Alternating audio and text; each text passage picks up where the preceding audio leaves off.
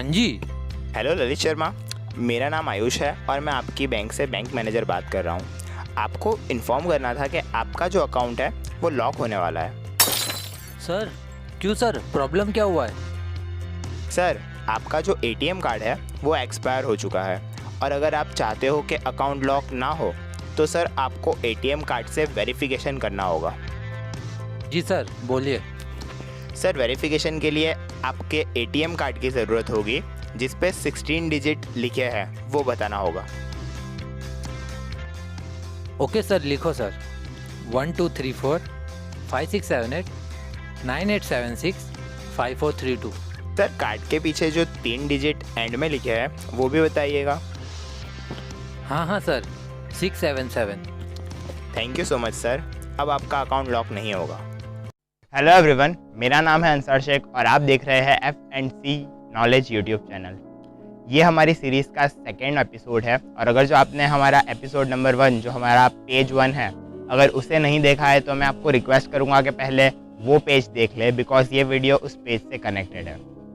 तो जैसे कि आपने कल देखा कि किस तरीके से ये लोग जो होते हैं वो आपको कॉल करते हैं और आपके बैंक अकाउंट में से आपके जो पैसे हैं वो किस तरीके से ट्रांसफ़र कर लेते हैं अपने अकाउंट में। अब हम आज बात करने वाले हैं कि किस तरीके से इनके पास इतने सारे इक्विपमेंट्स आते हैं, किस तरीके से इनके पास इतने सिम कार्ड्स आते हैं, इतने पासबुक्स होती है, इतने अकाउंट्स होते हैं, और जो 2019 में पुलिस अरेस्टमेंट्स हुई थी उसमें क्या क्या चीज़ें उनके पास से बरामद हुई थी, कितना कैश निकला था और कितने पैसों का फ्रॉड हुआ था, उस चीज़ों के बारे में हम बात करेंगे। तो हम बात करेंगे सबसे पहले सिम कार्ड्स की, कि इनके पास जो ये सिम कार्ड्स है वो कैसे आते हैं। एक बंदे के पास 15-15, 20-20 सिम कार्ड्स कैसे होते हैं।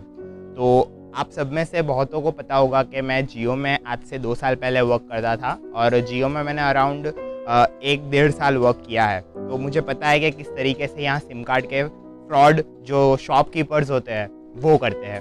तो जैसे कि अभी आप सबको पता है कि विदाउट आधार कार्ड और आपकी फिंगर ऑथेंटिकेशन आपको सिम कार्ड नहीं इशू होगा। तो फिर क्वेश्चन ये उठता है कि अगर जो ये चीज़ पॉसिबल है, अगर आप ऑथेंटिकेशन देते हो फिर ही आपके नाम पे सिम आ सकती है, तो फिर भी ये लोग किस तरीके से सिम लेते हैं।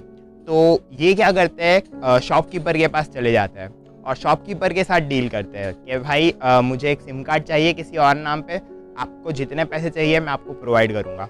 उनके बीच में एक एग्रीमेंट होता है कि ठीक है, अगर जो आपको एक सिम कार्ड चाहिए तो मैं आपके पास से 500 रुपीज़ चार्ज करूँगा, विदाउट आइडेंटिटी किसी और के नाम का सिम कार्ड आपको अलाउड हो जाएगा।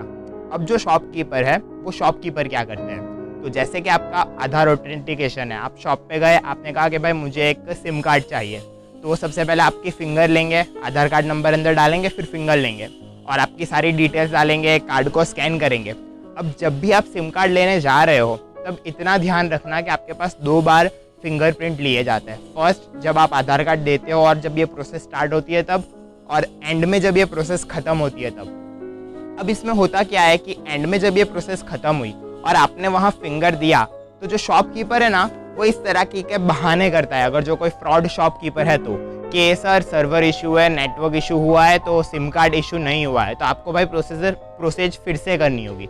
अब हुआ क्या होता है, एक्चुअल में आपने वहाँ फिंगर दिया तो वो सिम कार्ड एक्टिव हो चुका है आपके नाम पे, लेकिन शॉपकीपर आपसे ये कहता है कि भाई इशू हुआ ही नहीं है कार्ड, और वो जो सिम उसने जो स्कैन किया होता है वो सिम को वो साइड पे रख देता है और फिर नया सिम लेता है और आपके पास फिर से पूरी प्रोसीजर करता है और आपको एक कार्ड इशू कर देता है। अब इसमें हुआ क्या कि आप तो कार्ड लेकर चले गए, लेकिन एक जो आपके ही नाम पे कार्ड है वो शॉपकीपर के पास रह गया। और अब इस तरह के जो फ्रॉड करते हैं वो ये शॉपकीपर के पास जाते हैं और इस तरह के जो सिम कार्ड जो शॉपकीपर रखते हैं वो उन्हें 500-1000 में सेल कर देते हैं। और इस तरीके से वो अपने खुद के पास 15-20 सिम कार्ड रखते हैं। एक जो इंसान होता है वो एक गैंग के पास तो अराउंड 100 से 200 सिम कार्ड्स भी रहते हैं। तो इस चीज़ का भी आपको ध्यान रखना है, अगर जो आप सिम कार्ड लेने जा रहे हो तो शॉपकीपर आपका पहचान वाला हो और आप जानते हो, वैसे ही शॉपकीपर के पास से सिम कार्ड परचेज करें, किसी और के पास ना करें, बिकॉज आपकी आइडेंटिटी इस तरह के चीज़ों में भी यूज़ की जाती है। तो अब बात करेंगे हम कि पासबुक और बैंक अकाउंट इनके पास किस तरीके से इतने सारे आते हैं। और जो बैंक अकाउंट होते हैं ना वो ऐसा नहीं है कि एक ही स्टेट या एक ही सिटी से बिलोंग करेंगे। उनके पास जो बैंक अकाउंट होंगे ना, वो कुछ बैंक अकाउंट होंगे महाराष्ट्र में, कुछ बैंक होंगे गुजरात में, कुछ बैंक अकाउंट्स होंगे राजस्थान में। अब इनके पास ये चीज़ें कैसे आती है, तो जैसे कि एक बंदा है वो इस तरह की फ्रॉड कर रहा है, तो किसी भी एक पर्सन जिसका थोड़ा बहुत कनेक्शन है या कहीं ना कहीं फ्रेंड बना हुआ है या किसी भी इस तरह के जो फेक कॉल किए जाते हैं उसके ज़रिए वो कॉल करते हैं और इस तरह के लोगों को फंसाते हैं।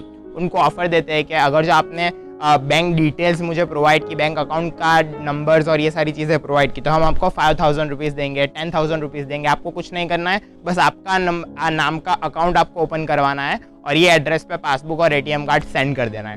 अब कुछ लोग होते हैं जो जिनको ये चीज़ों के बारे में पता नहीं होता है, वो इन सारी चीज़ों के जाल में फंस जाते हैं और वो उस 10,000 के या 5,000 के लालच में जाते हैं, बैंक में अकाउंट ओपन करवाते हैं और जो पासबुक और ATM आई होती है वो इनको कुरियर कर देते हैं और इस तरीके से इन लोगों के पास 5-6 बैंक अकाउंट हो जाते हैं।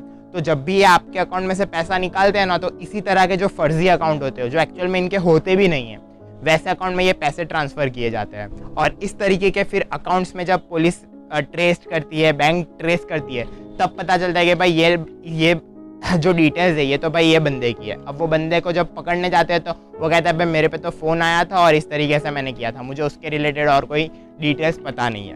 तो वो इस तरीके से अपने बैंक्स अकाउंट बनाते हैं, इस तरीके से अपने सिम कार्ड्स इतने सारे बनाते हैं और इस तरीके से वो चीज़ों को ऑपरेट करते हैं। और कभी कभी तो ये वॉइस चेंज कर कर लड़की की आवाज़ में भी आपके साथ बात करते हैं, ताकि कभी कभार कुछ लोग ऐसे होते हैं जो लड़की सामने से बात कर रही है तो उनके दिमाग में से ये चीज़ तो पूरी तरीके से निकल जाती है कि भाई लड़की का कॉल है तो लड़की तो फ्रॉड कर ही नहीं सकती, और वो उस बहलावे में फुसलावे में आ जाते हैं और सारी डिटेल्स दे देते हैं।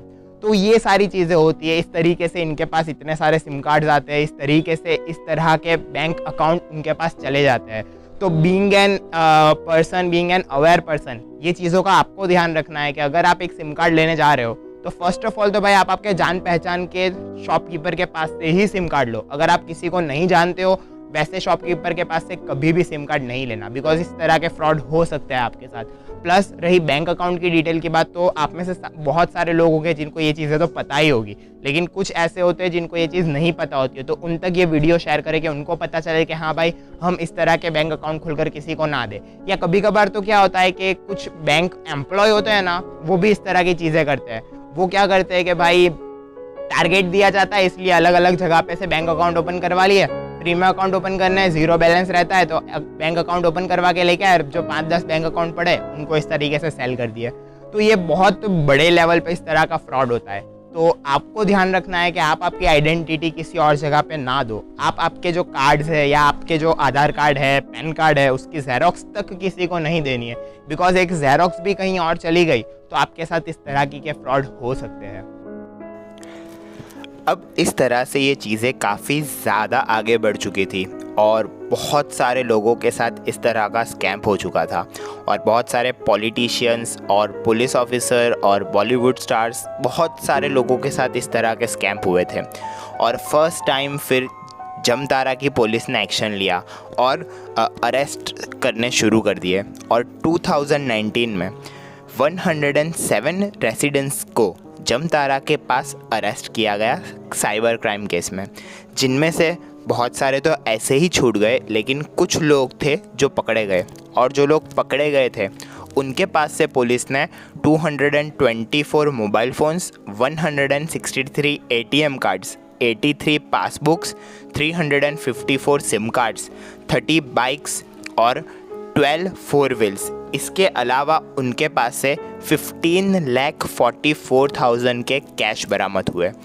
अब ये चीज़ें इतनी ज़्यादा आगे बढ़ गई थी कि जो हमारी पुलिस फोर्स थी उन लोगों को बहुत ज़्यादा आगे जांच करनी थी। इस वजह से हमारे पुलिस ऑफिसर्स ने, जो हमारी पुलिस डिपार्टमेंट होती है, उन्होंने अलग अलग सिटी में टोटल 24 पुलिस फोर्सेस को इस काम के पीछे लगाया, और वो पुलिस फोर्स स्पेशली इस चीज़ों पे ही नज़र रखती थी। तब उन्हें पता चला कि जो 90% कॉल्स आ रहे हैं वो 90% कॉल्स जो है वो जमतारा से बिलोंग कर रहे हैं, जमतारा से आ रहे हैं। और उस ऑपरेशन के दौरान उन्होंने total 700 mobile phones, 900 SIM card और 160 ATM कार्ड को सीज्ड किया, और रोज़ उन पर नज़र रख रहे थे। और एंड में फिर उन्होंने ये सारी चीज़ों पे छापे मारे, और जब उन्होंने छापे मारे तो जो रिज़ल्ट थे वो चौंका देने वाले थे, बिकॉज़ अराउंड 200 बैंक अकाउंट्स में 5.3 करोड़ से भी ज़्यादा पैसा ये साइबर क्राइम के थ्रू आया हुआ था। इस तरह के फ्रॉड से अकाउंट में ट्रांसफ़र किया गया था, जो एक बहुत ज़्यादा बड़ा अमाउंट है। तो अब इस वीडियो में आज के लिए इतना ही। अब जो नेक्स्ट वीडियो आएगी, जो पेज 3 होगा, उसमें हम देखेंगे कि ये जो लोग होते हैं, ये सारे लोगों को पकड़ना इतना पुलिस के लिए मुश्किल क्यों हो गया है आज के दिनों में। और आज के टाइम पे, ये तो पास्ट की बातें थी कि पास्ट में ये कैसे फ्रॉड करते थे, आज के टाइम पे, अभी के टाइम पे कैसे फ्रॉड करते हैं। आपके जो गूगल पे अकाउंट्स है या पेटीएम है या फ़ोनपे है, उस अकाउंट्स में से कैसे पैसे उड़ा के लेके जाते हैं। तो उस चीज़ के बारे में हम पेज 3 में बात करेंगे। तो वेट करिएगा हमारे वीडियो का, पेज 3 का। और अगर जो ये वीडियो पसंद आया है तो लाइक करें और अवेयरनेस के खातिर ये वीडियो को फैलाना ना भूलें। Thank you so much.